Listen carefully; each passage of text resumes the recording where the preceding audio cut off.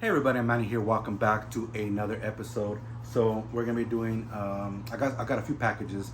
Don't know how I'm gonna do the video here. So I have this box here that I got from Carl's Bait and Tackle, and I also got two mystery tackle boxes that I have not had the chance to do yet.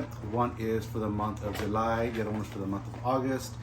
And I just haven't had the opportunity to get out on the water, or for that matter, even do a video on the unboxing. So I don't know how I'm gonna do them, if I'm gonna do them on this video, or maybe do the mystery tackle boxes on unboxing on the water. I'm hoping to get out on the lake or at the pond, hopefully tomorrow, if all goes well.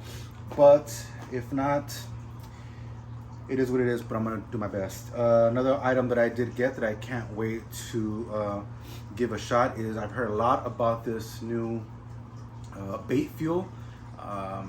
It's a fish attractant. I've heard a lot of great things about it. I guess it was scientifically created in a lab from some kind of college. I guess got into look up the information. I don't want to give you guys the wrong info, but yeah, there's some really cool stuff behind it. So look up the information on how this was created.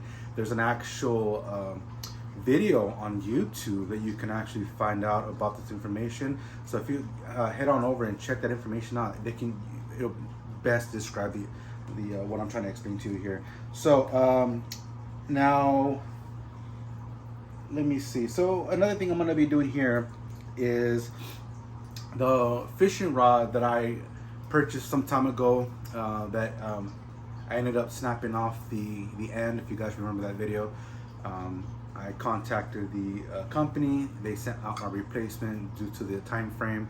So it was covered under warranty still. So I haven't used it yet, but I'm gonna go ahead and cure it today. You can still see it's got the plastic on it still. And what I mean by that is this here. So it's got the cork sealing. It's a basically, it's a sealant, a blocker. It's to help protect the cork from having like premature wear and what have you, and keeping the nice look on it while you're out on the water. So we're gonna go ahead and do that hopefully today. But let's go ahead and open up the first box here. So let's go ahead and open up the tape here on the side. And this item is nothing new to you guys, new to me.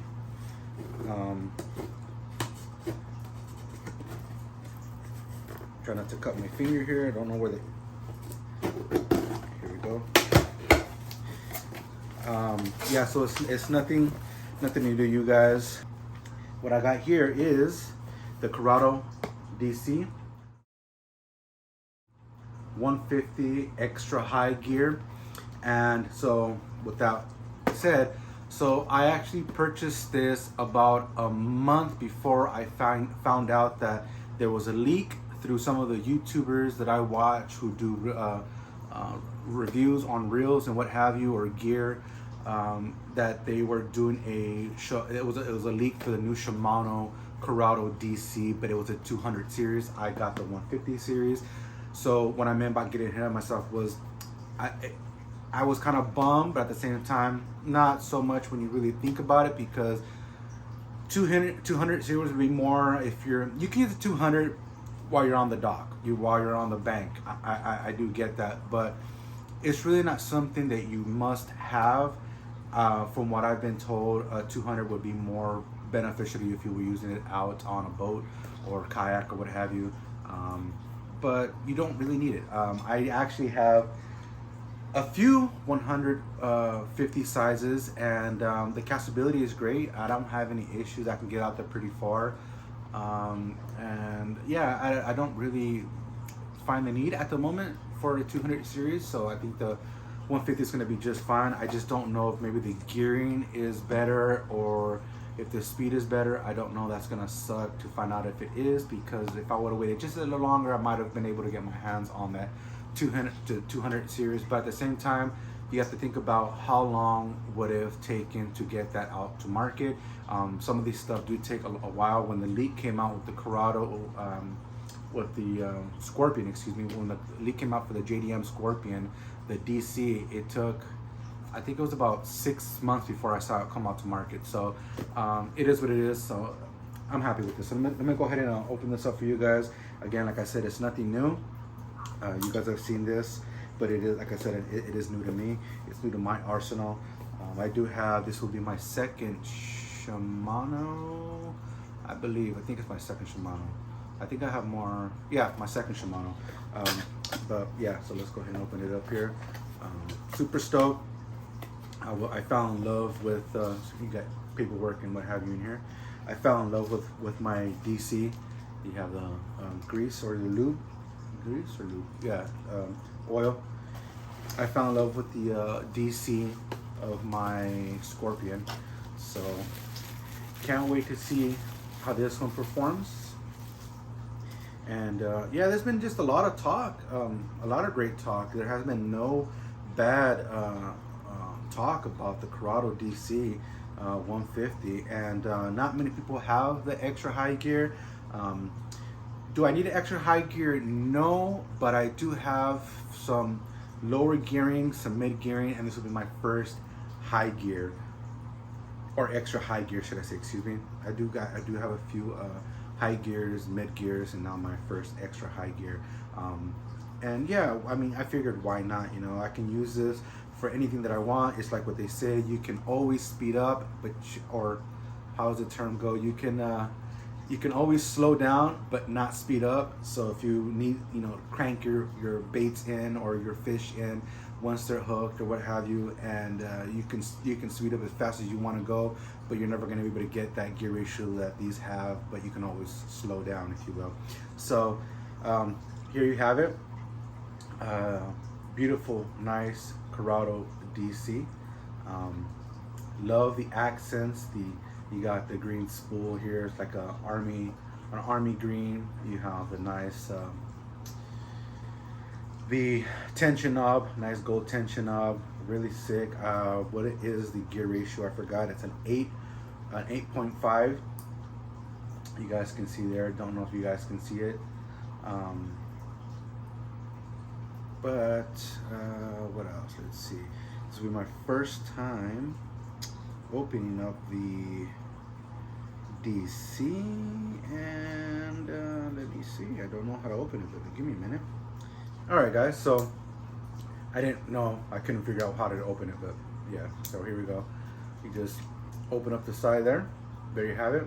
So something interesting I did not know. This is how much you know I did my research. So I did not know that there wasn't any adjustments inside this one. This will be the first time I've seen a reel that didn't have any adjustments.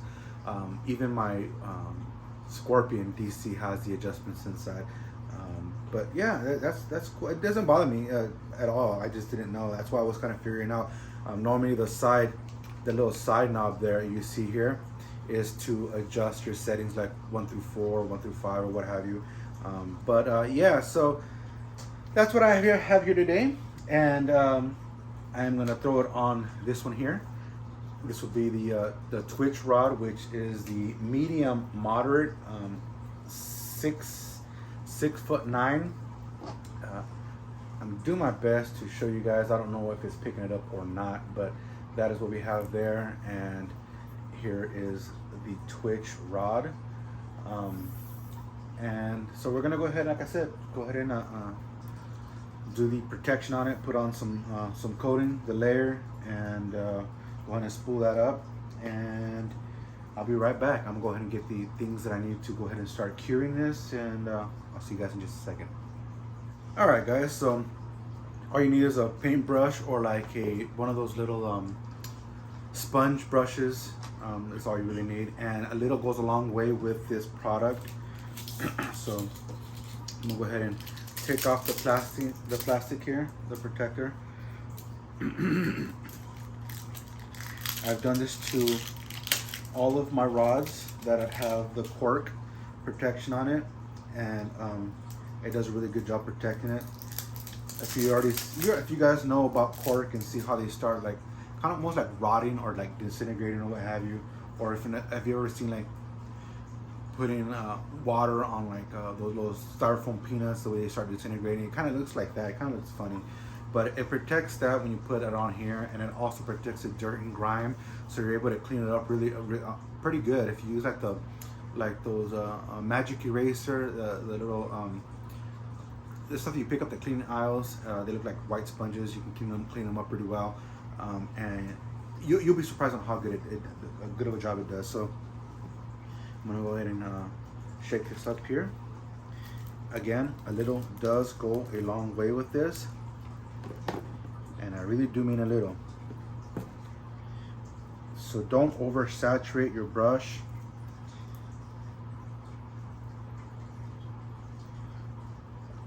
And make sure you clean off the extra that's on there.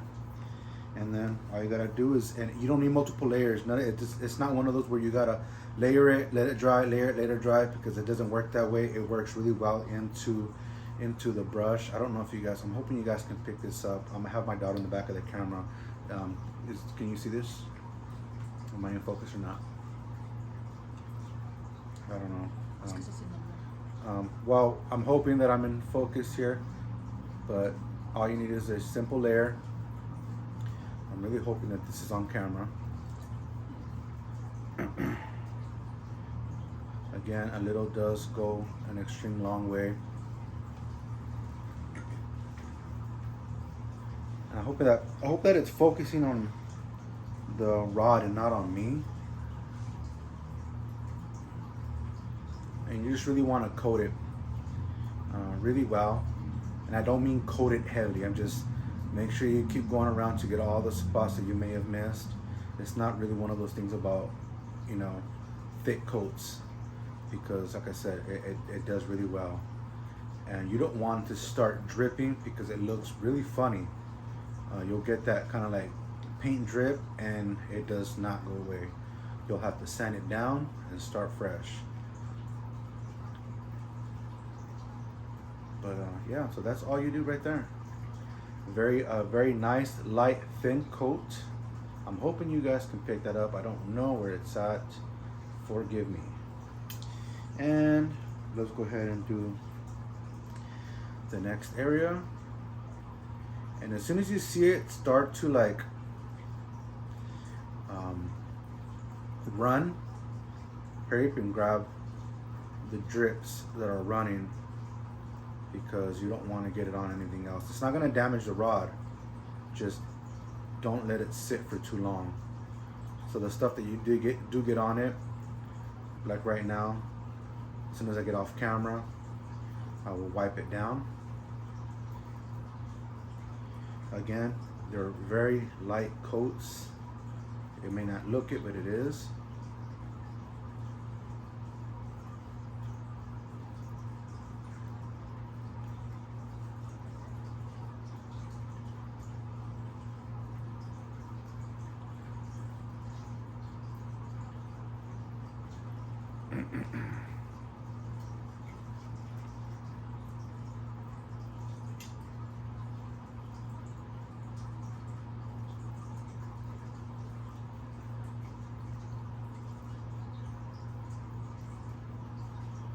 Went a little heavy right here, so I'm trying to get rid of the layers that I put on there.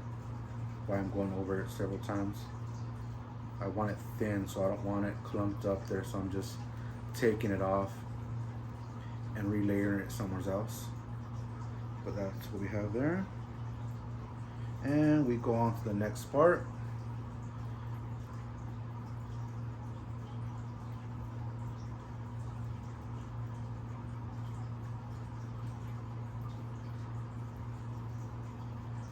Again, if you do get it on the rod, like the paint and everything, it's fine. Just don't let it sit.